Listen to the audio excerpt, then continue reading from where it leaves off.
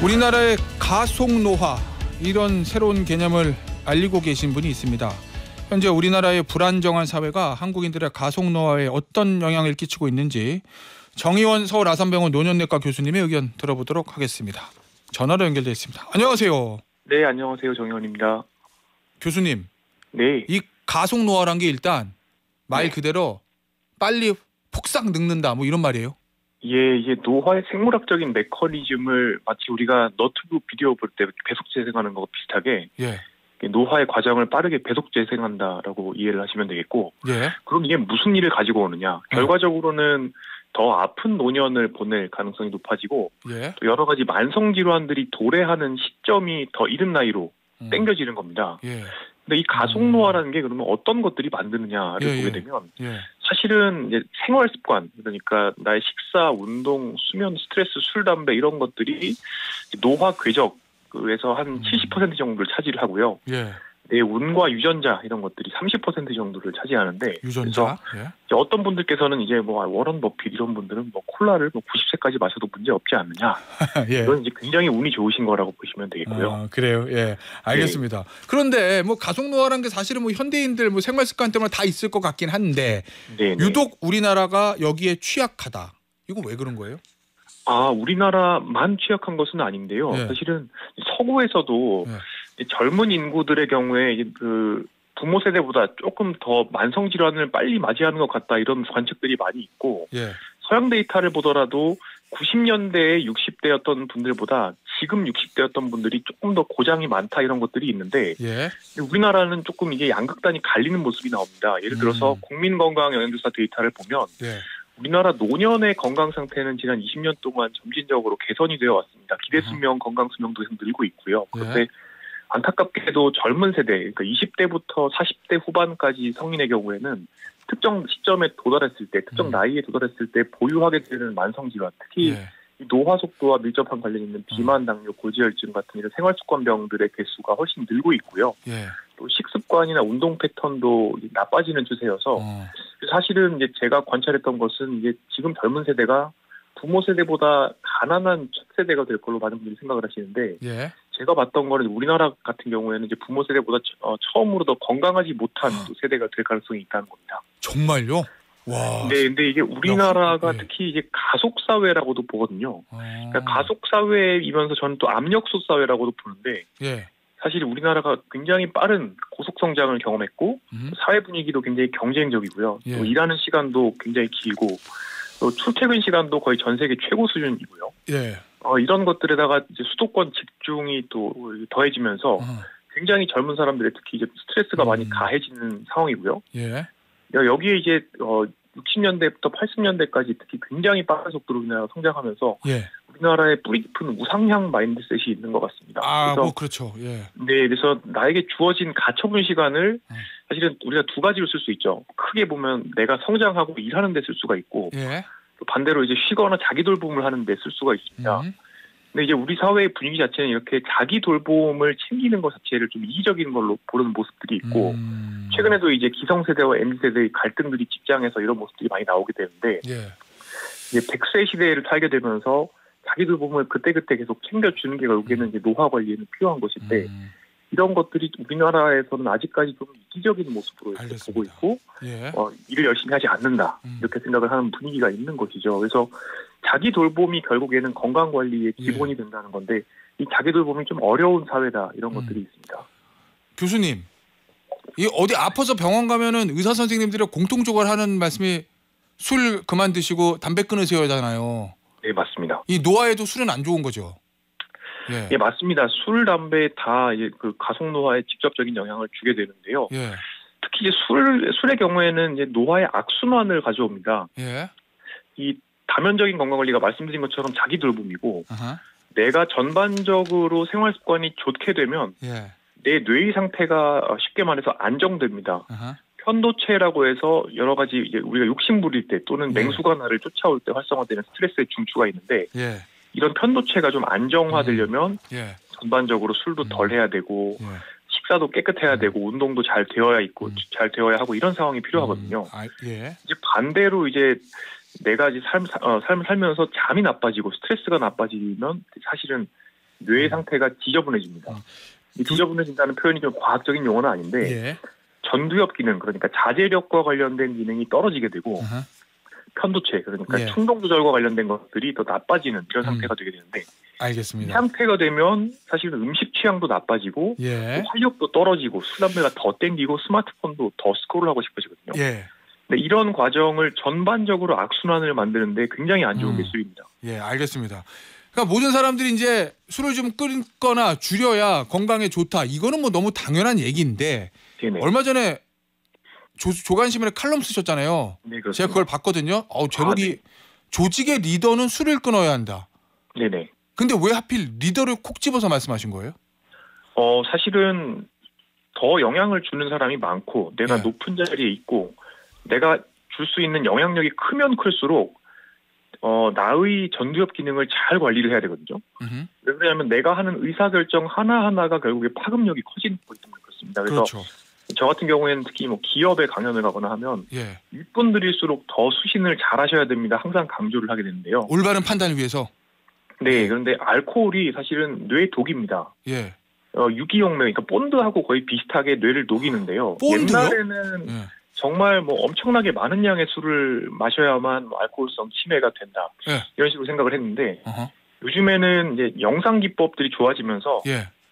내가 얼만큼 평소에 술을 마시는지 또는 지금까지 내가 마셔온 술의 양이 얼마나 되는지와 나의 뇌 노화 정도를 비교 분석할 수 있는 기법들이 이제 나오면서 예.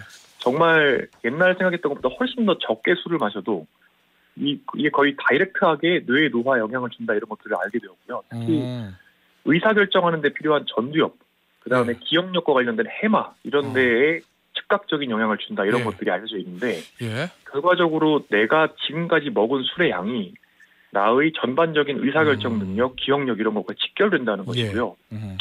그러면 술을 계속 먹게 되면 어떻게 되느냐. 특히 고위험 음주를 하는 사람의 경우에는 고위험 전두엽 음주요? 기능이 떨어진다는 것이 예. 첫 번째 복잡한 사안을 제대로 이해하는 능력이 떨어집니다. 그다음에 전반적으로 두뇌에도 스트레스 레벨이 증가되면서 예. 말씀드린 편도체 기능이 이제 올라오기 때문에 충동 조절 기능이 떨어지기 때문에 예. 쉽게 이제 경로 대노하는 모습을 보일 가능성이 높아지게 되고 어허.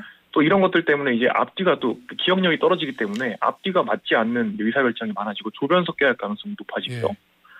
게다가 사실은 리더가 되면 스트레스가 기본적으로 많죠. 그렇죠. 근데 알코올이 또 수면의 질을 심각하게 떨어뜨리게 됩니다. 예. 술 마시고 자게 되면 같은 시간을 자도 뇌가 휴식을 취하지 못하게 되고 어허. 그러면 다음날 스트레스 호르몬 수치가 더 올라갑니다. 예. 이런 것들이 악순환되면서 뇌가 계속 스트레스를 받게 되는 건데 예. 이렇게 술 마시고 자고가 반복되면 계속해서 사실은 잠을 안 자는 수면 박탈 상태랑 비슷한 뇌의 구조가 만들어지는데 예. 그래서 판단력, 집중력, 기억력이 다 떨어지고 여기다가 이제 스트레스 호르몬이 혈압도 올리고 혈당도 올리고 내 몸으로 들어온 에너지를 뱃살로 저장하고 대사질환도 나쁘게 만드는데 예. 그 대사질환도 나빠지게 되면 혈관 건강이 나빠지면서 어허. 뇌의 혈류가 또 나빠집니다. 그래서 예. 뇌는 결국에 양쪽에서 술도 뇌 가속노화를 만들고 어허. 술에 따라오게 되는 만성질환도 뇌 가속노화를 만들어내는 거죠. 그러다 예. 보니까 결국에 굉장히 빠르게 인지기능이 떨어지게 되고 예. 내가 하게 되는 의사결정들이 전부 다 질이 굉장히 나빠지게 되는 그래요. 건데 이게 사실은 옛날에는 정말 왕이 있고 왕 밑에 있는 사람들 일사불란하게 그냥 일만 따라하면 되지 않습니까? 예. 근데 지금은 그런 것들이 아니라 조직의 리더가 되게 되면 굉장히 빠르게 변화하는 세상의 환경 속에서 그렇죠. 정말 깨어있는 정신 그리고 명철한 판단력이 필요한 상황이고 그래야지 경쟁에서 이겨나갈 수가 있는 것인데 내가 관리하는 조직이 결국에 굉장히 위협을 받을 수가 있는 거죠. 내가 술에 취한 뇌를 가진 상태에서 어떤 의사결정을 한다는 것은 결국에 조직의 생존을 위협하게 된다는 겁니다. 결국 교수님 말씀하신 거 쭉 들어보면은 조직의 리더가 예를 들어서 매일 뭐 술을 먹는 고위험 음주 이걸 하면 복잡한 사안을 이해를 못하게 된다. 그다음에 분노 조절이 안 돼서 맨날 화내고 격노하게 된다. 잠 못 자서 스트레스 받는다. 당뇨, 고지혈증 이런 거 올 수 있다. 기억력이 감퇴된다. 그럼 조직의 리더로서 하면 안 되는 거 다 이렇게 된다는 거잖아요. 근데 교수님 이런 거 있잖아요. 원래 조직의 리더들이 스트레스도 많고 막 그러니까 또 밤에 약속도 많고 이제 저녁 먹으면서 이렇게 좀 술 한잔 하면서 스트레스 풀고 이런 긍정적 효과 이건 전혀 없어요? 우리가 스트레스를 풀려고 술을 마시는 건 사실인데요. 예. 이때 알코올이 딱 들어오면 중독 물질이기 때문에 일시적으로는 이 도파민, 엔돌핀 이런 쾌감 호르몬이 분비가 됩니다. 예. 근데 이것은 본질적으로 일시적인 마취라고 보시면 되고요. 아. 사람의 도파민 회로가 어떻게 설정이 되어 있냐면 예. 처음에 내가 중독 물질을 경험을 하면 그때는 즐거운 부분이 큽니다. 근데 이게 혈중 알코올 농도가 떨어질 때는 또 불쾌한 부분이 생겨납니다. 반대급부가 있습니다.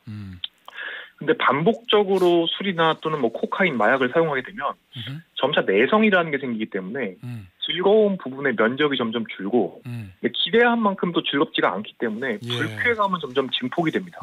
알겠... 그래서 실제로 알코올 중독자건 도박 중독자건 마약 중독자건 연구를 해보면 예. 그 사람들이 스트레스 반응, 그러니까 수면 우울, 불안장애 이런 것들이 더 증가되어 있고 또 혈중 스트레스 호르몬 농도를 측정을 해본다 예. 하더라도 오히려 이렇게 중독이 되게 되면 내 몸에 스트레스 호르몬이 증가되어 있는 겁니다. 나아가서 예. 알코올은 특히 그 자체가 원래는 내 몸의 독극물입니다. 그래서 들어오게 되면은 생리학적인 스트레스를 주는데 예. 실제로 소주 한 2병 정도의 알코올이 우리 몸에 들어오면 굉장히 큰 폭의 스트레스 호르몬 스파이크가 생기게 되거든요. 예. 그래서 많은 사람들께서 스트레스 풀려고 술을 마시는데 왜 시비를 거냐 이렇게 말씀하시지만 사실은 나한테 더 큰 스트레스를 주게 되는 겁니다. 알겠습니다.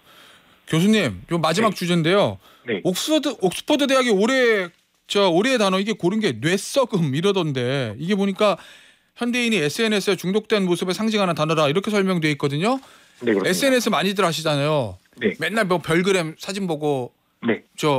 뭐 얼굴책에다 글 올리고 네네. 너튜브에 영상 보고 쇼츠 보고 맨날 이러고 있으면 진짜 네. 뇌가 썩어요? 네, 굉장히 이게 잘 만든 단어라고 생각합니다. 그래요? SNS를 사용하거나 특히 쇼폼 비디오 보거나 이런 것들은 예.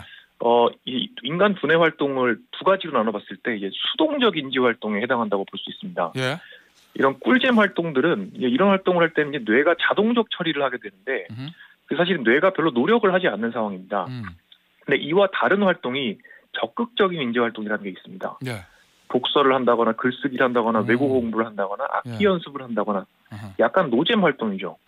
그래요? 크게는 이제 꿀잼 활동, 노잼 활동 이렇게 두 가지로 나눠서 쉽게 생각하시면 될 텐데요. 예. 이런 노잼 활동을 할 때는 뇌가 능동적으로 활동을 해야 되고 집중력, 주의력, 실행 기능, 한마디로 전두엽 기능이 적극적으로 동원이 됩니다. 예.